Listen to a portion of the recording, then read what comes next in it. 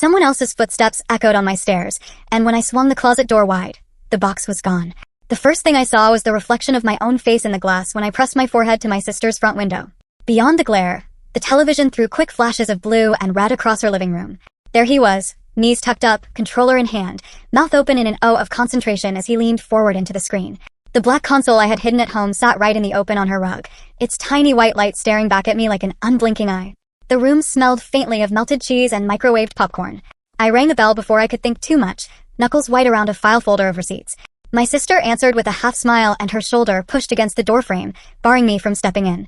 "What now?" she whispered so the boy inside wouldn't hear. My heart hammered against my ribs. I wasn't going to ask a second time.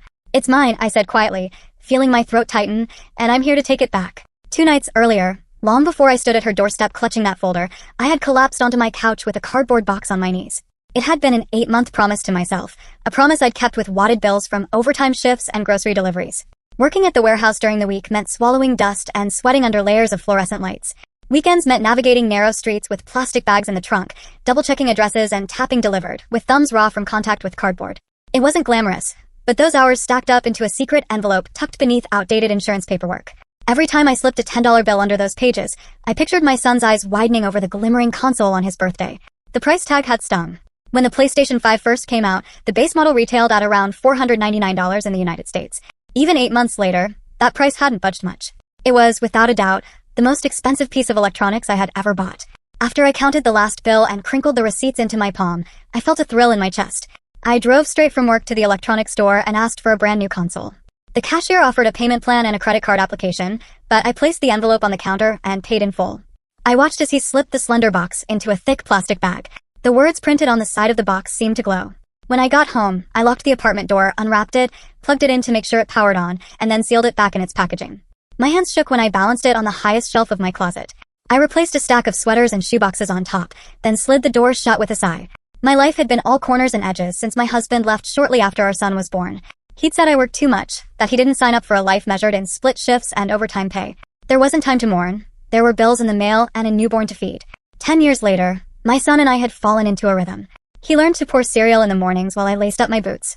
I turned off the warehouse's security alarm before sunrise and came home smelling like pallets of fresh fruit and cardboard. On Saturdays and Sundays, after I dropped off groceries around town, I'd find him at the kitchen table building small Lego cities, his tongue pressed between his teeth in concentration. He never asked for much. Once, after watching a commercial over someone's shoulder, he'd murmured that it would be cool to have a PlayStation. I'd shrugged, not wanting to promise something I couldn't afford. But his birthday was coming, and the idea lodged itself in my chest. 4 months, I shaved expenses like I was whittling wood. I skipped my morning coffee from the drive-thru and drank lukewarm drip brew at the warehouse. I canceled the streaming services we barely watched. When the brakes on my car started to grind, I turned up the radio and promised myself I'd fix them after the big purchase. I switched my phone plan and wore the same pair of worn work boots until the soles nearly split. Each decision was a quiet sacrifice. I even kept the plan from my son, wanting the surprise to taste sweeter after all that saving. I told no one else, almost. One night, on a call with my sister after a rare family dinner, my guard dropped. She was talking about her 9-year-old's latest tantrum. My own son, who was reading on the floor nearby, looked up and mouthed the word PlayStation, as if to check if I remembered. The words slipped from my mouth before I could stop it. "I've been saving up," I admitted. "It's for his birthday." She laughed softly, said that was cute, then moved on. My sister and I had never been close. Growing up, she had been the beloved, the one my parents wrapped in softness. When I announced at 22 that I was pregnant, they asked how I was going to afford it. When she moved back home at 25 with a newborn and no job, they redecorated her old room and watched her son 4 nights a week so she could get sleep. She never worked, claiming that motherhood was her full-time occupation. Our parents nodded, cooed over their grandchild, and wrote checks for groceries. There was always a cloud of excuses hovering around her. Meanwhile, I had returned to my 2-bedroom apartment after 12-hour shifts, making sure my son's homework was done and his shoes weren't too small. We weren't hostile with one another. We were polite out of habit. But there was a gulf between us filled with years of unspoken resentment. She showed up at my door on a Wednesday afternoon 2 weeks before my son's birthday. I'd come home early after covering someone else's shift the night before.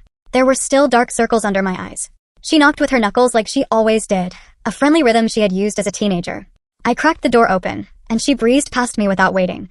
"I was in the area," she said, glancing around my living room as if she were taking inventory.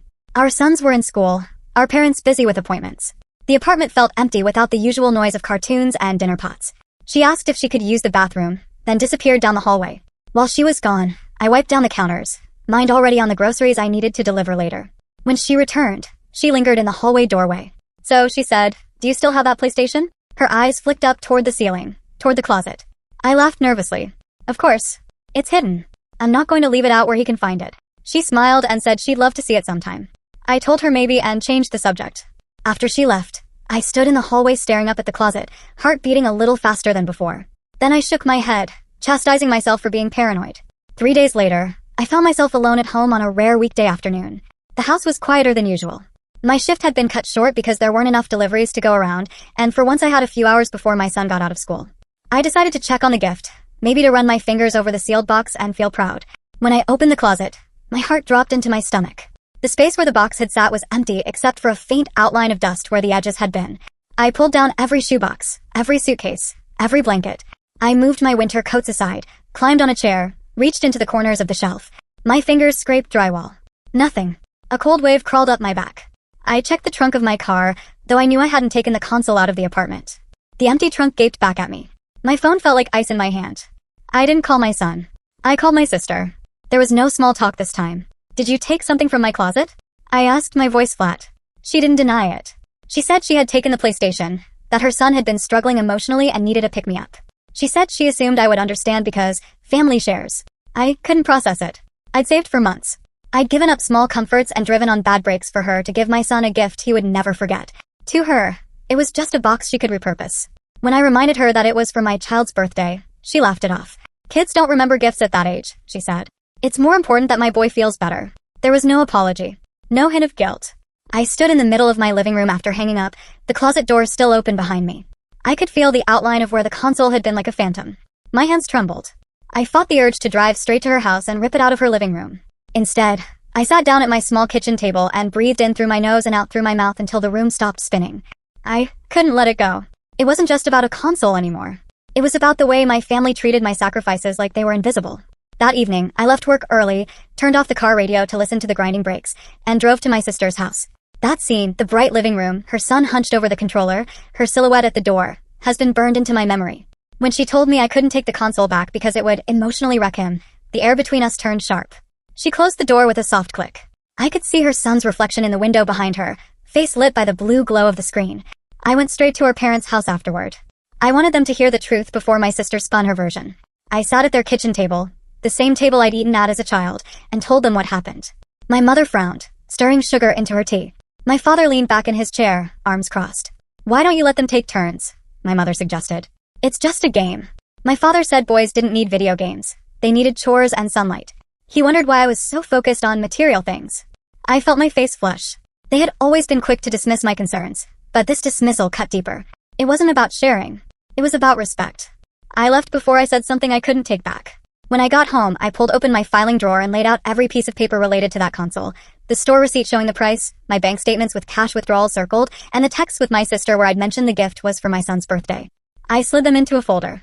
I drove to the police station and filed a theft report. The officer on duty listened, took copies of my documents, and warned me that because it involved family, they would likely treat it as a civil matter.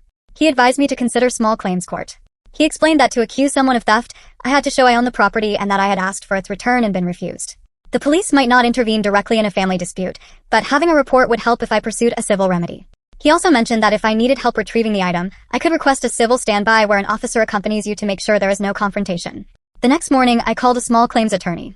We met in her narrow office with stacks of file boxes lining the walls. After I laid out my story and slid the folder across her desk, she nodded. She explained that small claims courts are designed for disputes over smaller amounts of money and are generally faster and less formal than higher courts. In most states, she said, the court sets a limit on how much you can sue for, between $2,500 and $25,000, depending on the jurisdiction. Filing fees range from $15 to $75. Because the PlayStation was a physical item worth under that limit, and because my sister had clearly refused to return it, I had a strong case. She told me that after I filed, the court would process the documents and schedule a hearing date, usually 30 to 90 days later. If the case was straightforward, it might conclude in 2 or 3 months, though contested cases could stretch to 6. The judge would hear both sides, make a decision, and then mail a written judgment within a few weeks. After the appointment, I walked back to my car feeling equal parts resolved and exhausted. I filed the paperwork that same week, stapled copies of every relevant document, paid the filing fee, and waited for the court to set a date. In the meantime, my days didn't pause. I still had to work at the warehouse and deliver groceries. I still had to make sure my son's homework was done, his shoes tied, his uniform clean. But there was a new thread of tension running through everything. My phone buzzed with messages from relatives. My sister posted on social media about how I was tearing the family apart over a toy. She sent me paragraphs accusing me of being selfish, of not understanding her son's emotional needs. I didn't respond. I screenshotted every message and added it to my binder. At work, during a lull between deliveries, a coworker overheard me on the phone discussing the case. Later, he approached me in the stockroom. "Hey," he said, rubbing his neck, "I've got an older PlayStation. It's not the brand new one, but it works. I was going to sell it online. If you want it, I'll give you a good price." The offer caught me off guard. It wasn't the console I had saved for, but maybe my son wouldn't know the difference. I met him after shift, paid him cash, and carried the console home like it was fragile.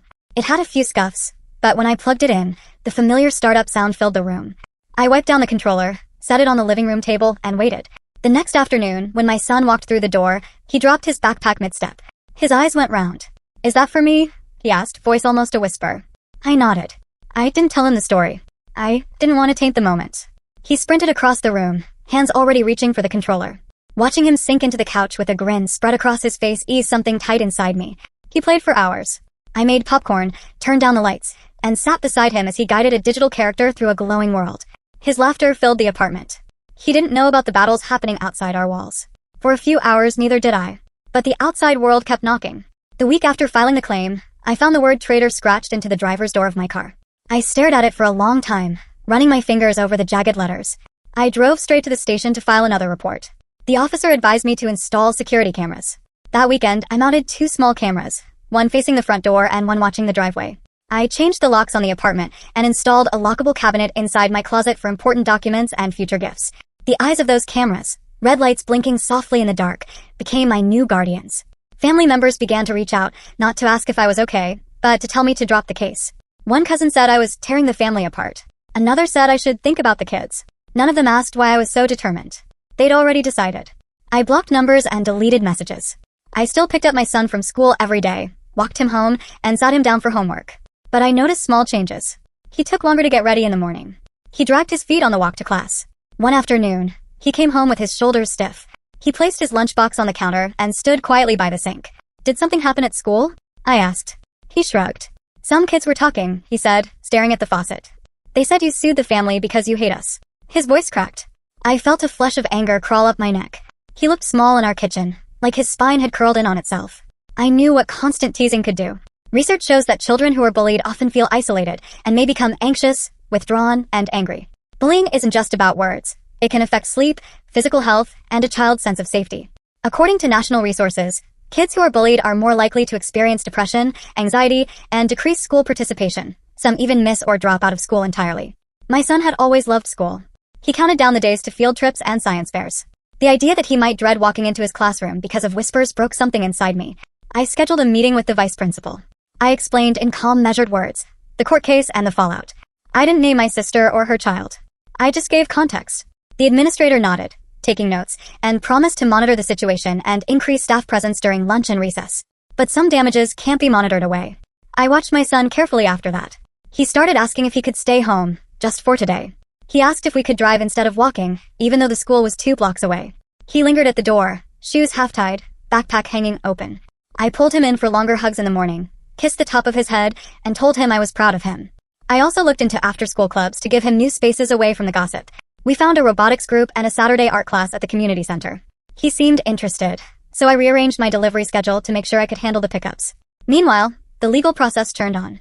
I gathered more evidence. My neighbor down the hall wrote a statement saying she saw my sister carrying a medium-sized box out of my apartment the day the PlayStation disappeared. A former coworker of my sister reached out through my attorney and mentioned that she had been known to take home office supplies and not return them. It wasn't directly related, but it painted a picture. I printed everything and slid it into new sleeves in my binder. The court date arrived 3 months after I filed, right within the window the attorney had predicted. I wore pressed slacks and a button-down shirt I'd saved for interviews. My hands shook as I tightened the binder under my arm. In the courtroom, we sat across the aisle from each other like strangers. The judge called our case number. I stepped forward and laid out my evidence, my voice steady but my palms damp. I explained that I had saved for months to buy the console, that I had not given anyone permission to take it, and that my sister had refused to return it after I asked. I passed the judge the receipt showing the purchase price, the bank withdrawals, the text messages, the neighbor's statement. My sister spoke next. She claimed it had been a misunderstanding, that she thought it was a shared family resource. She had no documents, no proof. The judge listened, eyes flicking between us. Finally, she ruled in my favor. She ordered my sister to return the console in full working condition within 10 business days or pay me the full cost plus filing fees. There was no applause. My sister didn't look at me. She grabbed her purse and walked out. I stood for a moment, my binder still open on the table. A quiet sigh escaped my chest. I had been bracing for more drama, more accusations. But it was over in a matter of minutes. The law had acknowledged what my family wouldn't, that boundaries exist even among relatives. A week later, an envelope arrived from my sister. Inside was a check, $20 short of the court-ordered amount. I notified the court. They logged the non-compliance and sent her a notice. A few days after that, there was a knock on my door. A mutual cousin stood on the threshold with a box. He avoided eye contact as he handed it to me. It was the original PlayStation. The glossy surface was scratched, the buttons smudged with fingerprints. I didn't plug it in. I turned it over in my hands once, and then I slid it back into the box. The next morning, on my way to work, I stopped by a children's shelter and donated it. They thanked me with bright smiles. I didn't tell them the story. The small payment from my sister eventually arrived. I used it to buy my son a pair of wireless headphones and 2 new games. When he came home from school and saw the upgraded setup, he spun around with the same bright grin as before. We set up our own little gaming corner in the living room. I mounted a small shelf for games and a hook for the controllers. We hung a hand-painted sign that read our space above the television. He drew it on construction paper with markers, the letters uneven but proud. It was ours, and no one else would decide what belonged there. Meanwhile, the whispers at school intensified. One afternoon, I received a call from the vice principal. There had been an incident at lunch. A group of boys had surrounded my son and taunted him. One of those boys was my sister's son. They had chanted lines they'd overheard from adults. Your mom sues family over toys. Snitches get stitches. My son tried to push past them, but they blocked him until a teacher intervened. When I picked him up, he slumped into the passenger seat, eyes red. He didn't say anything at first. I waited. They keep talking, he said finally. It doesn't stop. The next morning, I met with the school counselor and the vice principal again. I explained that the problem wasn't just a few boys. It was the network of adults fueling the rumors. The counselor suggested weekly sessions for my son to talk about his feelings and strategies for dealing with harassment. I agreed. But after a few more weeks, it was clear the environment wasn't going to shift quickly enough. Each morning, his reluctance to leave the house grew heavier. He started getting headaches. His appetite waned. The research I had read echoed in my mind. Bullied children often experience changes in sleep and eating patterns and decreased academic achievement. I wasn't going to wait until he begged not to go. I started researching schools in other neighborhoods. I looked for smaller class sizes, better student support, and positive parent reviews. 2 schools stood out. Both had mid-semester openings. The catch, we'd have to move. I called my boss and explained. He surprised me by offering a flexible schedule and even remote work for part of the week. That opened up options. I toured 3 apartments with a real estate agent. One was a cramped studio above a noisy bar. Another smelled like stale smoke. The third was a second-floor 2-bedroom across from a park. It had a small balcony, a view of a row of tall oaks, and most importantly, it was in the district of one of the schools. I signed the lease. Telling my son was easier than I expected. We sat at the kitchen table with printouts of the new school's playground and the park across the street. He traced the picture with his finger, eyes wide. We're moving, he asked. Like, really moving? I nodded. Yes, I said. New school, new neighborhood. We'll be closer to trees and away from people who can't mind their own business. He smiled, relief and excitement mixing on his face. The next day, we started packing. We filled boxes with books, clothes, and the gaming console. We threw away anything tied to stress. Old notes from family members, school handouts with scribbled insults, broken toys that had sat in the closet. In the back of my closet, under a stack of old blankets, I found a crayon drawing from years ago. It showed my son and me sitting cross-legged on the living room floor, controllers in hand. His stick figure grin was huge. I folded the drawing and put it in my wallet. On a Friday night around 10 o'clock, I heard banging on our apartment door. I checked the peephole. My sister was in the hallway, her hair wild, her hand pressed to the door. She was yelling, her words muffled but frantic. I could see her shoulders heaving. I didn't open the door. I backed away, retrieved my phone, and hit record on the indoor camera.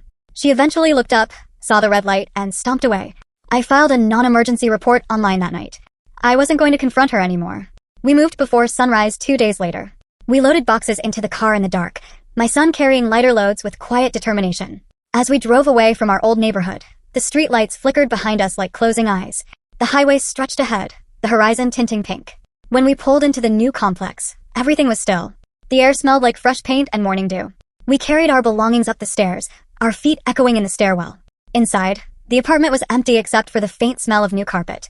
We unpacked slowly. My son chose where to place his bed, where to hang his posters. We set up the console and the small television in the living room corner, our sign already waiting to be taped up. His first day at his new school arrived 2 days later. He wore his favorite sneakers and a new backpack I'd purchased quietly. He didn't look back when he walked into the building. When I picked him up that afternoon, his cheeks were flushed from the playground. "No one knew my name until they called roll," he said with a grin. That evening, a knock came at our door. A boy about my son's age stood there, a controller in his hand. "Want to play?" he asked. They spent the next 3 hours on the floor of the living room, yelling strategies and laughing. The boy's father came by later to introduce himself. "I hear there's a new gamer on the block," he joked. We exchanged numbers and decided to host a game night soon. As weeks passed, the knots in my chest loosened. We went for walks in the park across the street. We grilled burgers on the small balcony. We decorated the new place with thrift store finds and drawings. My son attended his robotics club and came home with circuits and wires tangled in his backpack. He went to art class on Saturdays and painted watercolor landscapes. He started sleeping through the night again. His headaches faded. He did his homework at the kitchen table without me having to coax him. He invited friends over to play video games, their laughter filling the small living room. He no longer flinched when a text came through my phone. Around that time, a letter arrived from my parents. It had been forwarded from our old address. They asked me to be the bigger person, to come back to the family for the sake of peace. They wrote that families don't stay divided forever. They hoped I would see that nobody's perfect.